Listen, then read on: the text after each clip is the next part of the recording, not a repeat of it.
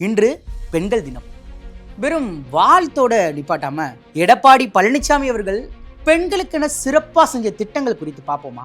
பெண்களுக்கு கொண்டாட்டமும் நிம்மதியும் தான் அவங்களுடைய முக்கியமான சுதந்திரம். அதுலேயும் அவங்க வீட்டை விட்டு வெளியே வந்தா சீக்கிரமா நினைச்ச இடத்துக்கு போக உதவி செஞ்ச திட்டம் தான் அம்மா இருசக்கர வாகன திட்டம். ஜெயலலிதா அம்மா பிறந்தநாள் தொடங்கப்பட்ட இந்த திட்டத்துல பெண்கள் வேலைக்கு செல்ல வசதியா ஸ்கூட்டி வாங்க அரசு 50% மானியம் வழங்கினாங்க.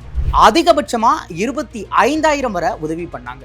இரண்டாவது திருமண உதவி திட்டம்னு தாலிக்கு தங்கம்னு 8 கிராம் தங்கம் பணமும் சேர்த்து கொடுக்கப்பட்ட இந்த திட்டத்துல பல லட்சம் பெண்கள் பயனடைஞ்சாங்க.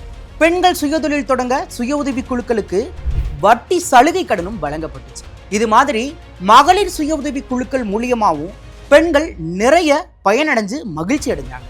மாணவிகளுக்கு கல்வி ஆதரவு டாக்டர் முத்துலட்சுமி ரெட்டி கர்ப்பிணி பெண்கள் நிதியுதவின்னு 18,000 வரை கொடுத்தாங்க.